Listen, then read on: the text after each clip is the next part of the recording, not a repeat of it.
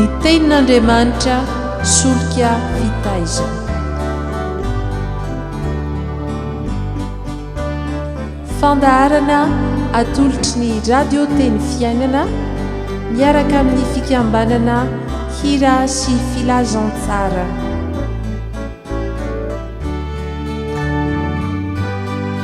Fitarian-kevitra ho amin'ny fandiniana ny soratra masina isan'andro.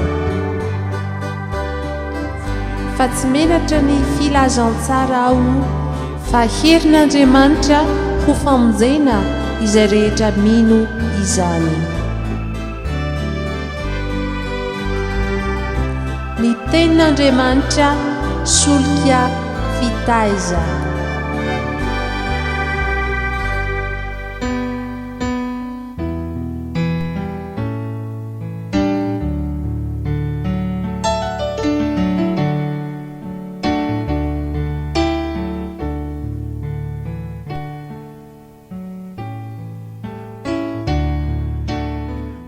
Dia mbola faly miarabanareo havana mpanaraka ity fandarana ny tenin'Andriamanitra solika fitaiza ity eto amin'ny radio teny fiainana, ary mirary indrindra ny fiadanan'ny tompo homba antsika rehetra. Amboantsika izao dindinika momba ny fandiniana ny tenin'Andriamanitra izao dia tsara raha tsy haivintsika ny loha FDB izay nomena hombanjinitsika mandritra ity herinandro ity dia ny hoe amin'ny anaran'ny tompo fantaro Andriamanitrao. Fantaro Andriamanitrao dia Andriamanitra izay inonao sy ivavahanao.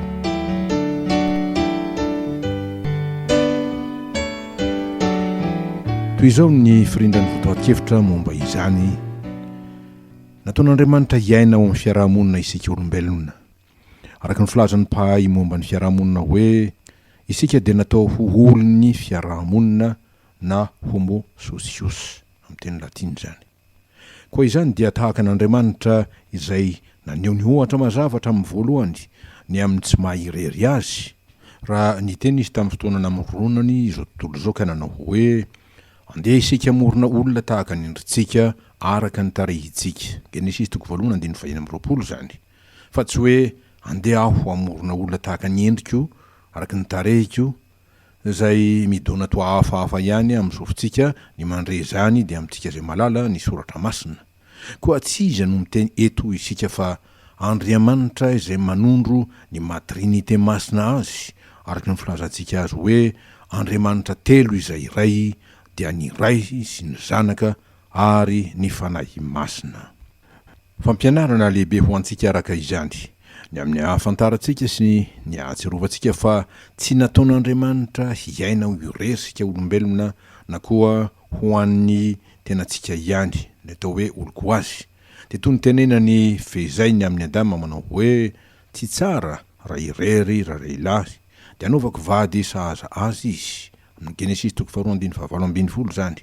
Ary dia nanterany soratra masina izany teny zany amin'ny hoe tsara ny roa noho ny ray. Pitoroteny 4:7. Ary dia avy amin'izany no ilantsika ary tokony ikatsantsika ny fiarahamonina izay tonga lafatra sy azo antoka indrindra ho amin'ny maha olona antsika.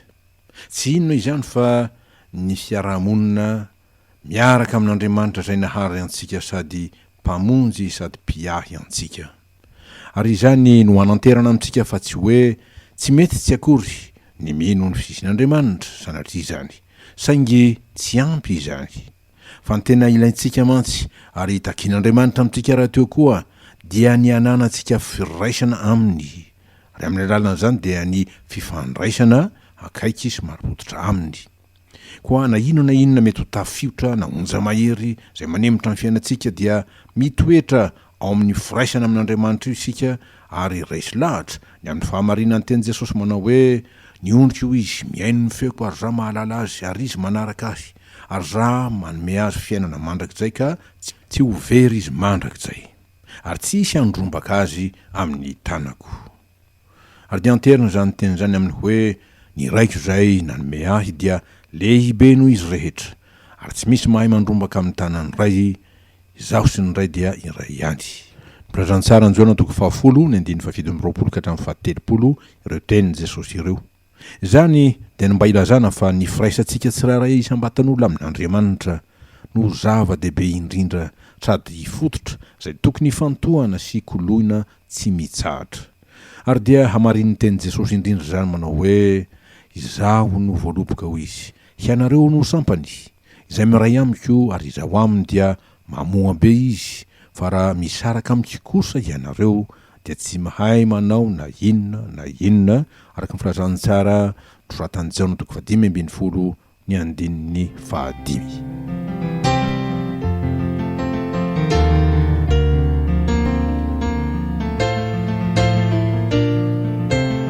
Raha fehezina, fantaro Andriamanitra sady Andriamanitra ao aminy ny fahatanterahana sy ny fahatsarana rehetra, ary ao amin'ny indrindra no misy ny tokom-pamonjena na ao amin'ity fiainana ity na ao amin'ny ho avy dia fiainana mandrakizay.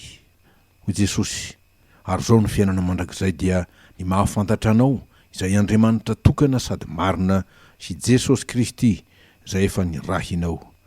Jaona 7:7 koa dia fantaro Andriamanitra ao. Ary amin'izany dia azo atao vahiny aminao ny soratra masina, fa efa nomena ao avokoa ny saina mba hahafantarantsika ny tompo izay inoantsika.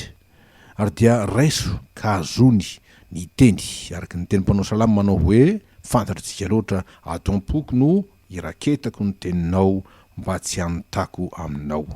Salama 7:20 ny andiny 120 zany. Zany hoe raha dika mba tsy ho tapaka ny firaisako sy ny fifandraisako amin'Andriamanitra tompoko sady mpamonjy ahy.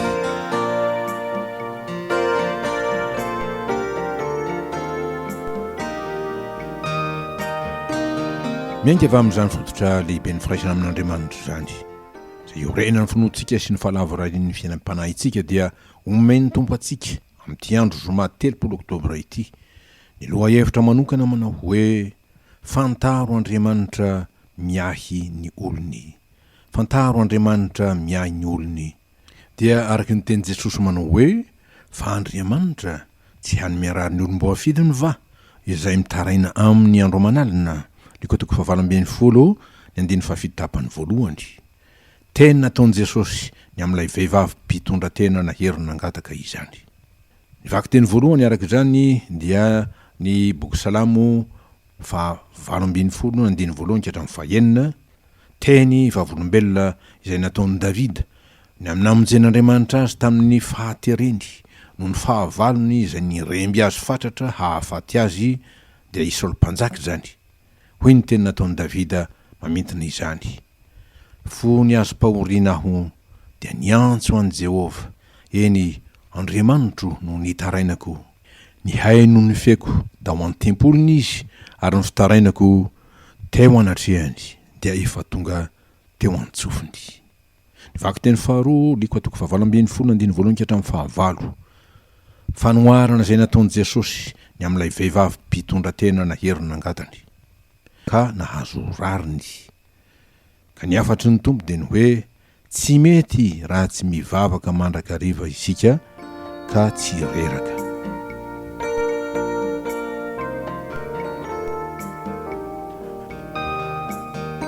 Araka izany, ary raha raisitsika amin'ny akapobean'ny fiainantsika olombelona izay voalaza, ny tany dia tsy ilaozam-pahoriana, fa izay manam-pinoana kosa no voavonjy.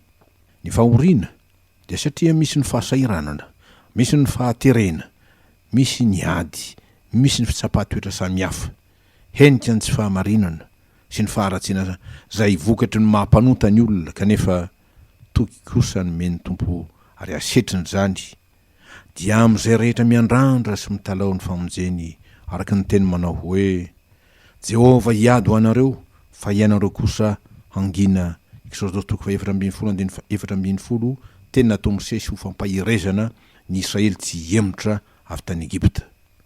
Fa mitaraina tokoa ny maro ankehitriny satria andro mahory zao mandro zao, araka ny tenin'ny Paoly apôstôly amin'ny Timoty ao amin'ny Timoty 2:3 zany.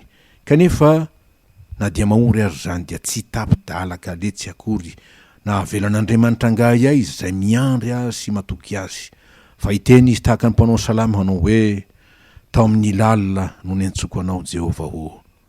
Ary rehefa nanafaka azy ny tompo dia mizary izy manao hoe manantenany Jehova ry Israely fa eo amin'ny Jehova no misy famondram-po sy fanavotana be. Salamo 7:1-7 zany.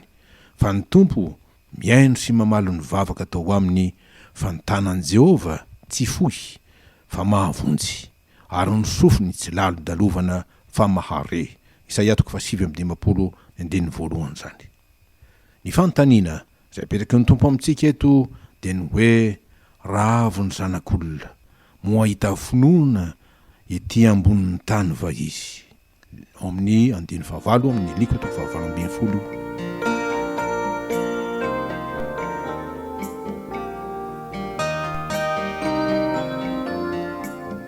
Inona moa ny finoana? Dia ny mandray ny teny izay lazain'Andriamanitra sy manao arak'izany. Ahoana hoy Jesosy? Raha mangataka zavatra amiko amin'ny anarako ianareo dia hataoko izany. Jaona 4:20. Antoka lehibe tokoa izany ry havana. Dia antoka ny amin'ny anaran'i Jesosy Tompo, satria efa nomena azy ny fahefana rehetra amin'ny zavatra rehetra any an-danitra sy ety an-tany. Dia araka ny teny manao hoe ny zavatra rehetra natolotry ny raiko azy. Mateo 2:17 zany. Koa dia izay manaiky an' Jesosy ho tompony no ekeny koa ny hataka izay ataony, ary tsy atoto-botanana ny vavaka izay entiny eo aminy. Iry rahateo dia tia mizara izay ananany. Honao i Paoly apôstôly, fa fantatrareo ny fahasoavan'i Jesosy Kristy tompontsika, fa na dia nanan-karena aza izy dia tonga malahelo nohony aminareo mba hampanan-karena anareo ny alahelony. Korintianina 2:5-7.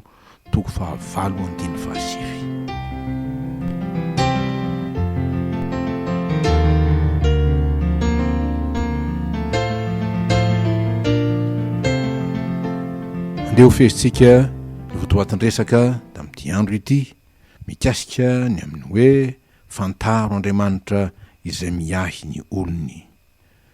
Dia milaza zany fa Andriamanitra dia miaino ary mpiaino ny vavaka ataontsika ary mpamaly ny hataka izay atao aminy. Eny, miahy anao izy ary vonina ny iahy anao mandraka riva.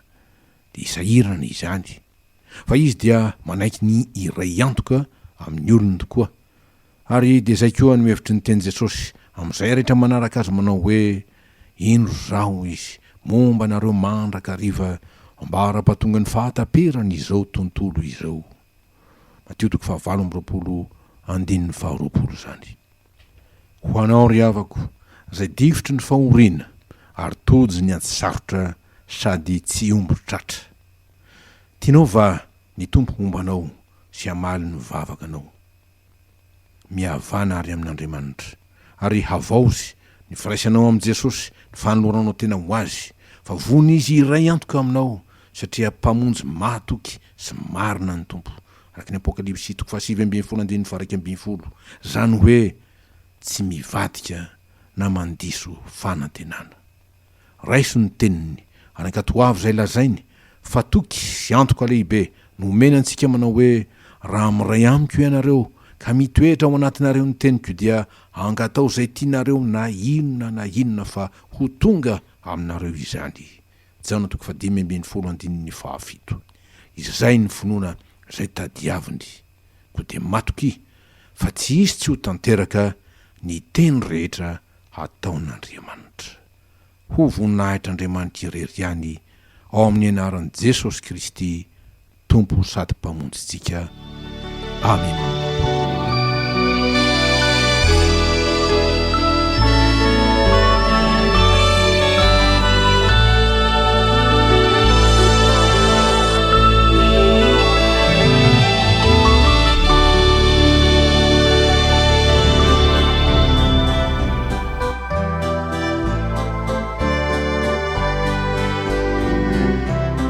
Ny tenin'Andriamanitra solika fitaizana.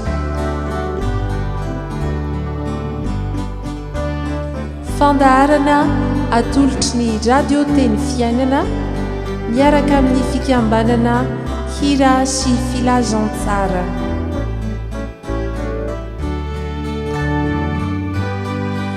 fitarian-kevitra ho amin'ny fandiniana ny soratra masina isan'andro, fa tsy menatra ny filazantsara ao fa herin'Andriamanitra ho famonjena izay rehetra mino izany. Ny tenin'Andriamanitra solika fitaiza.